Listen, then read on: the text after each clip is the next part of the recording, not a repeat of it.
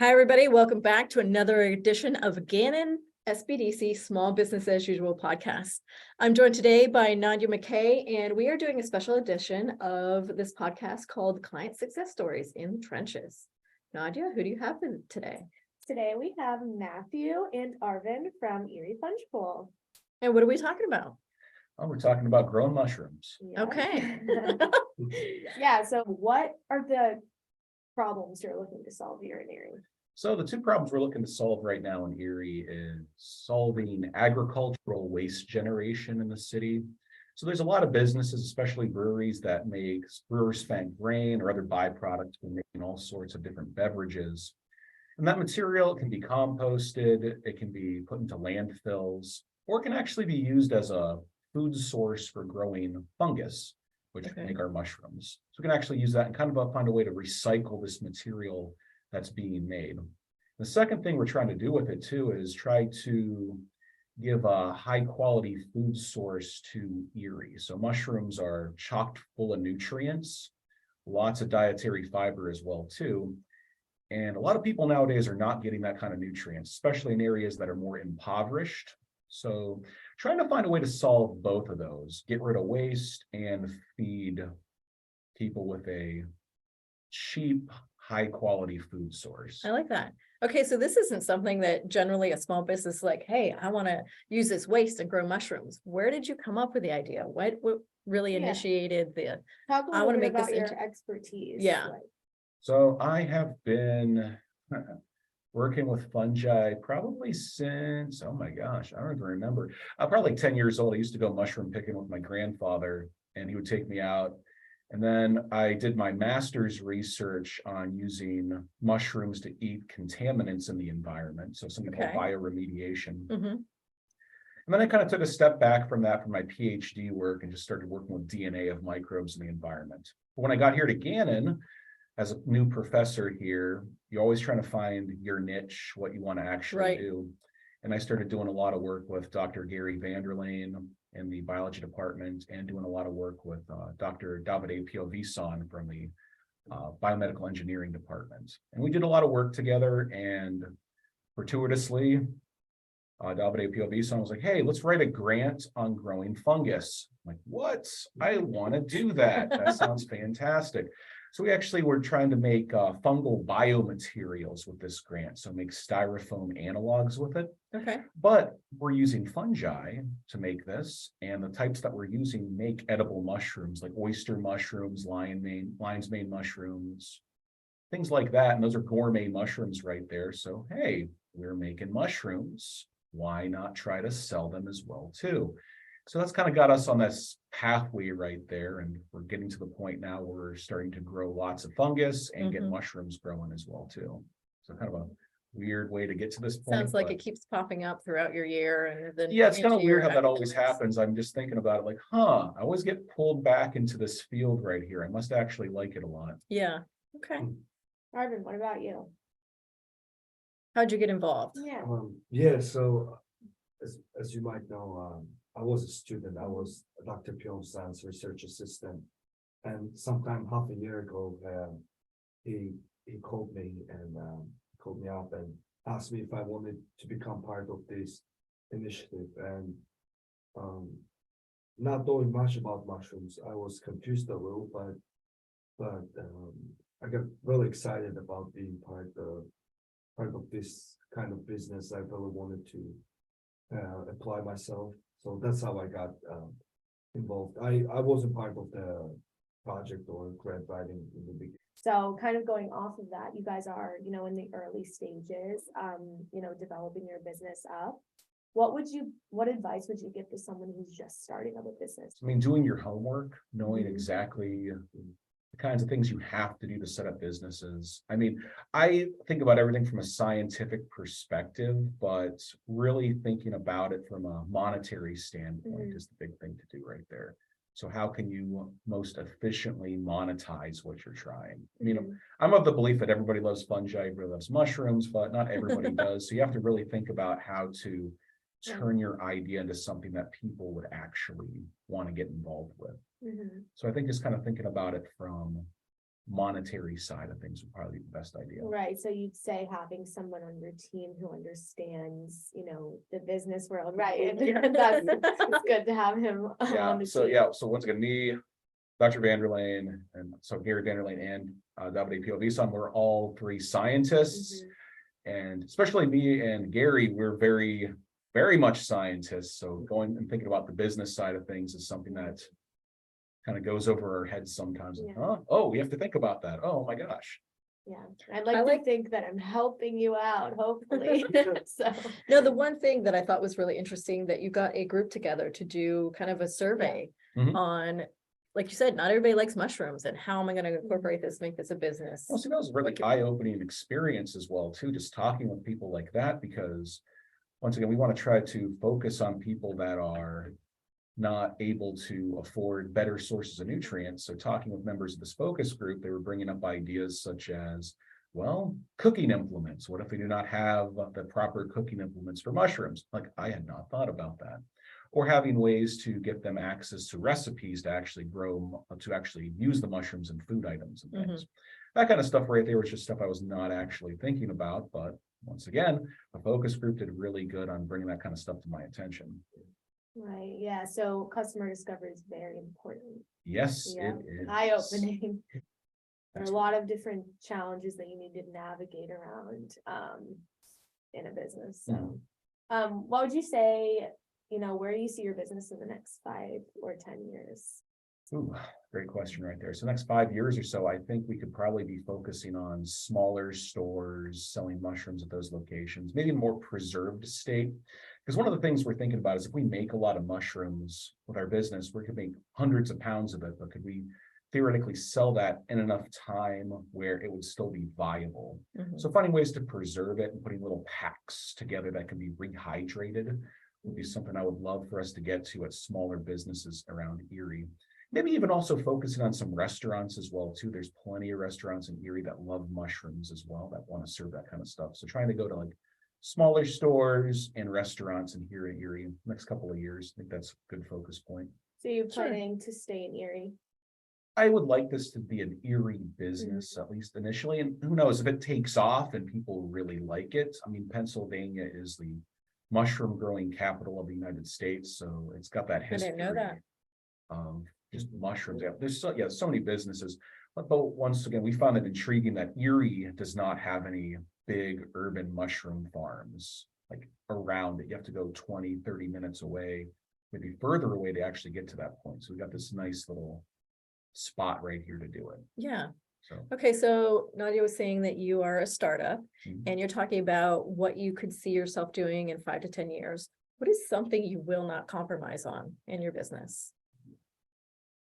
Compromise. Because we're talking about, rolling with the punches and meeting the challenges. But what is consistent that will never change for you? I mean, Yeah. What's important? I think the biggest thing from my perspective is going from a sustainability aspect. I think what we really want to try to do is keep it as environmentally friendly as possible. I mean, there are ways you can grow mushrooms and you can use all sorts of different types of chemical compounds and all sorts of very energy rich like material you can use to grow them as well. Mhm. Well, I mean, I'm of the perspective that I want to kind of keep it as environmentally friendly as possible. And I think that is a good selling point for us right there, is to make sure that we kind of keep with that right there. So. Yeah, Yeah. Arvin, would you concur? Because he's a scientist and you're on the business. Yeah. Once again, this is my, I also think that there is a humane part to this business in terms of how we address the issue of food deserts in the Erie area. So being together in the same boat with the people, and Erie, Pennsylvania is not the richest of places, and so just being transparent, maybe being a little bit compassionate with the people in terms of perhaps pricing and other initiatives. That would be helpful too, I think, because that was one of the main points that got us this the Accelerated grant. So yeah, I think both of those are very important to consider. One of the most important things, that I could tell you, and I tell my clients all the time, is to never steer away from your value proposition. So this kind of like goes into this question, to always have that in mind in everything you do in business, always go back to that. So that was when I asked you, like, what are the problems you're solving? It's okay to pivot in your business model. So those are a little bit different, like going different ways in terms of revenue streams, expanding and things like that. But you should always, keep in mind why you're doing what you're doing. Yeah, keep it affordable, keep it sustainable. I think those are the two things right there that we really want to keep with. Yeah, and it can be easy, like inflation and things like that, those little things are a factor, but it can be easy sometimes to steer away from it once you grow a little bit bigger. So like I said, it's just always a good idea to keep that, in the back of your mind. Yeah. So so just keeping with the waste products as well too, using that kind of stuff as much as possible. Yeah, of course. All right, so this was initially started with a grant, correct? Mhm. Yeah. If you had unlimited budget, what would you do with it? How would you expand? Where would you take it? Dollar signs. Well, one of the big limitations right now is space. So you need a lot of space to lay out the substrates, to grow the fungi on it. So having more like space, like warehouse space perhaps, or something like that would be something we could do with a bigger budget. I know my colleague Gary Vanderling would love to find ways to modify the mushrooms through different scientific means to make it so they fruit more, make more mushrooms, or they're more robust growth. And those types of methods right there can be very expensive to do right there, but also just kind of going out into the local environments and finding native wild strains of Erie fungus and make it truly an Erie business right there using I like that. so, limited budget. Yeah, more laboratory space, warehouse space, just more strains perhaps as well too, Okay, that kind of stuff. Marvin. Yeah, I think, that's a great point, Doctor. I think we could also use more people, more help, more labor in terms of, how we expand the business. Because you see, Dr. Pendle and Dr. Jukuri, Dr. Phillips on there, all professors at Gannon, and it's just now after semester is over that we can fully focus on this startup, on this business. Maybe I could have become a full-time, and that would have kind of accelerated our progress. So yes, absolutely, we could have used more help if we had more budget, for sure. What are some of the challenges you're facing right now, and how do you plan to overcome them, or have you overcome any of the ones that you've come across? Great questions right there. Well, I think honestly speaking, once again, space for substrate, Mhm. that's a big challenge right there. And we're trying to find areas of Erie that we could potentially get at a low price to actually put the materials in. Shelving units and all that stuff to get a lot of substrate going at once. Does this need to be indoors? Because you keep saying space and buildings and. So that, yes, great question right there. So mushrooms, unlike plants, mushrooms do not need light. Right, Darkness works fine. Actually, we found that some mushrooms will actually grow when they're exposed to certain wavelengths of light as well too. So it's almost like flipping a switch to try to get them to produce mushrooms. So just little experiments like that, but space itself, you just need constant temperature and just a dark environment essentially for them. Now, we at Erie have winters that last forever. 6, Right. 7 months. So cold temperatures definitely slow down or stop growth. So indoor environments are definitely preferred for that kind of stuff. Okay, interesting. And other challenges are also the fact that we're using waste products. And waste products have been used up in the brewing process. So the nutrients in there is not as good as what people would typically grow mushrooms with. So trying to find the right ratios of that material to really get them to start growing and flourishing can be a challenge right there. I think we got oyster mushrooms growing pretty nicely on some different mixtures and things like that, but every fungus is different. So trying to get oyster mushrooms to grow, but then trying to get shiitakes to grow, reishi mushrooms, lion's mane mushrooms, all these glorious types all require different conditions, different food items for them to grow off of. That can be a challenge as well too. So it takes time, which is another challenge in itself, is the time to get this stuff running and everything. I would love to be in my laboratory all day growing fungus. That's like the funnest thing to do, really. Yeah, in the dark. But That's it. as a professor, it's just, yeah, teaching commitments, committee commitments. And then I also have people at home as well too, that I should probably spend time with as well at some point, so. How long does it take from, do you have like seeds? The mushrooms have seeds, roots, what are you doing? And then I can actually sell this product. Great question right there. So fungus, they have spores, so you can actually take their spores off the mushrooms and grow those in culture and get them grown in broths, for instance, or creating them on petri plates.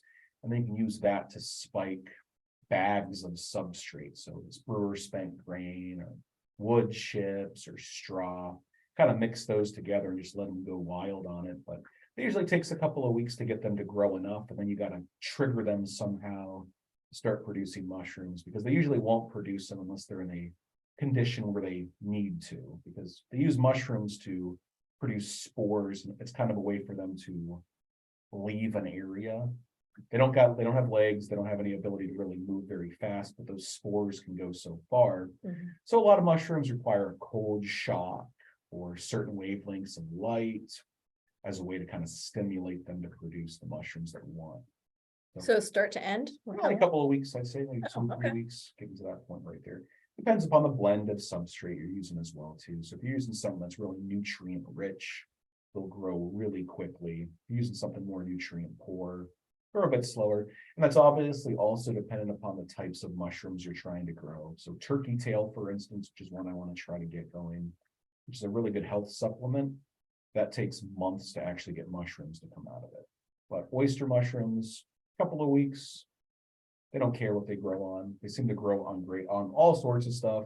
They even kill contaminants as well too. So it's like, wow, this thing's amazing. It just does everything. Yeah. Interesting. So if you could tell us a little bit about what you learned from that and how, like, from start to finish, you think you've grown in terms of like business aspect, because we know, you don't know, more about the biology side of things as opposed to the business side of things. So if you could share a little bit what you learned and how you plan to kind of use those elements in your business going forward. Arvin, you want to start? Sure. First, the thing that I personally learned is that your business, that the idea itself, your business plan, it doesn't have to be the same at all times. All the time, it constantly changes. There's all types of variations that we cannot really control. And for example, going through it, we've probably changed some small elements such as pricing and maybe some of the 5-year plans that we had. So there were a lot of variations in that regard, and it's a constant work. That's what I've learned. Just being in a competition and talking with people, you constantly learn that. I think you should be open to the ideas. You shouldn't think that you know it all, and as much expertise you have, there's always room for growth and learning. Yeah, that's what I've learned. Yeah. Mm-hmm. For myself personally, I mean, kind of going with Irving right here, changing your ideas and everything as the Texcelerator went on was a big one for me. So at the start of it, I wasn't even thinking about restaurants or larger grocery stores and things like that to sell the product. I wanted to focus more on smaller niche stores and more impoverished areas. But once again, it is a business, so you do have to have as many customers as possible, as much space as possible. So really, everybody at Ben Franklin were really encouraging us during our time to kind of focus on other areas as well too. So that's what kind of got us started thinking about, I don't know, giving mushrooms to restaurants in the Erie area. And those would be a good place and a constant consumer of what we're producing as well too. So, I mean, they would always be needing that for meals. So good place to actually sell this kind of stuff at.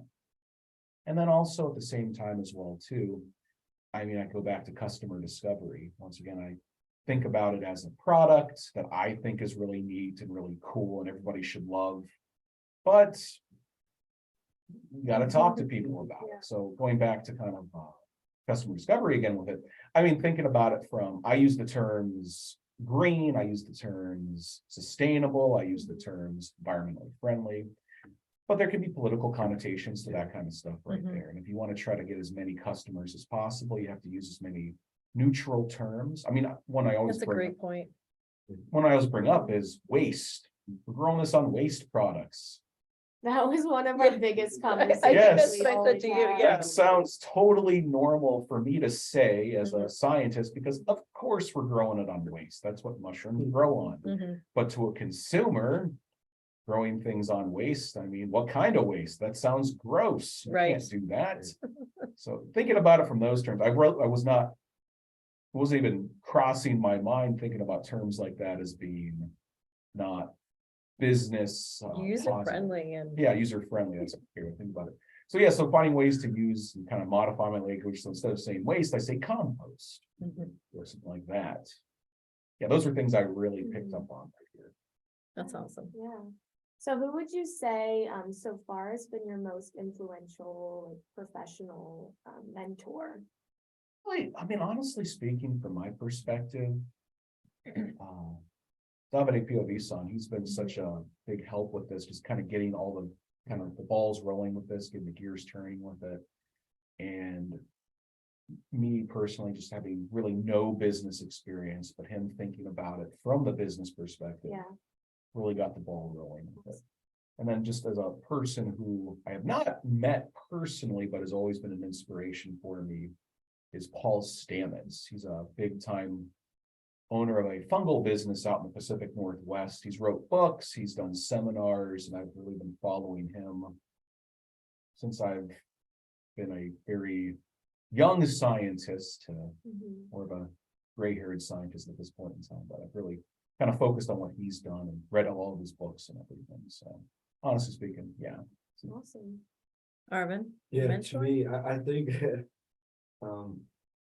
there were a couple of people who were very important, and not only regarding business, not in terms of business. It's Dr. Piovzan, of course. I worked for him as a research assistant for well, ever since my undergrad years as an undergrad student, and of course it's other professors, again, and as well as actually Bob and Roger from Benjamin Mhm. Franklin Accelerator were really insightful and really they motivated us. They've gave us really good advice and really helped us, keep moving forward. So yeah, those people were very influential. I have a really technical question. Is it fungi or fungi? It's pronounced differently by different people. So fungi. I've heard it pronounced both ways. So What is something about the fungi industry that's surprising or new? What's coming up that's trendy? I think I brought this up during our pitch. It's the trending, like the pattern right now going is, while our basic agaricus, like the basic white button mushrooms that you get at stores, Mhm. that is actually decreasing in how many are actually being bought. Oh, really? I But- think they're less scary. Those are the ones I Gourmet go to. mushrooms, oyster mushrooms, lion's mane mushrooms, Yeah. they're on the up and up right now. So trending wise, people are buying more of those now than ever. So that's one of those really cool trends. I didn't even think about that, but yeah, I've seen those a lot more in stores. If you go to Wegmans, you go to Giant Eagle, they're selling those types. So there is a market for them now. Mhm. When I was younger, all you saw were the white button mushrooms. You might have saw some other types rarely, but like portobello mushrooms, for Mhm. instance, something like that, which is very related to the white mushrooms as well that you usually go to the store. But these other gourmet ones, yeah, you've seen them a lot more. If you can buy dried morels at certain places now, which Mm. is crazy to think about. I don't partake, I don't eat these, but the idea is exciting and I do love the value proposition. Get some morels, fill them up with some sausage or some cheese. It's amazing. No, I think we need to do a recipe segment on mushrooms and have you guys A back. great recipe. Vegan chicken tenders using some mushrooms as well. So In the next couple of months, what are your next steps? Like, what are you gonna be doing? next steps, get a reliable source, or get a reliable amount of mushrooms being grown. Get our mixtures down pat, get those inoculated with the fungi that we have, get them growing and get them making a reliable weekly amount of mushrooms. I think that would be a reasonable goal to get going right there. And then maybe also, we have a couple of businesses that we're getting substrates from, but also getting other businesses as well too, to kind of get on board, give us materials as well too, to grow these off of. Are you thinking about, right now, reaching out to places you would want to sell these at? Once again, I'm thinking about it from a laboratory perspective, Yeah. but that right there is. Yeah, a you big should one as start well, getting, too. Yeah. talking That's to nice. people, Yes. letting them know what you're doing. Is that on your next to-do list? Yeah, Okay, there's a couple of experts actually, independent experts here in EVPA who have experience of growing mushrooms. So, those would be really helpful to reach out to. And also, there's also this, routine type of things we have to do, get an LLC and also think of next steps. Such as that, of course, yeah. so if people are looking to get in on this and help you out and support you, how do they contact you? What? Is there an email, phone number, website? We're gonna be working on a website here soon. Okay, The website, but once again, if they want to get in contact with us, they can always email me or give me a call as well. So I seem to D as in David, GACURA@gmail.com. And phone number right there as well too. They can call me at my office at Gannon University. They can just look me up on the website itself. all right, that works. Arvin, Cool. Matthew, it was awesome having you in here. We're really excited for you. I get to talk about fungi. That's Yeah. Hours. All right, we'll bring you back for that recipe segment next time. Sure. Thanks, everybody, for joining.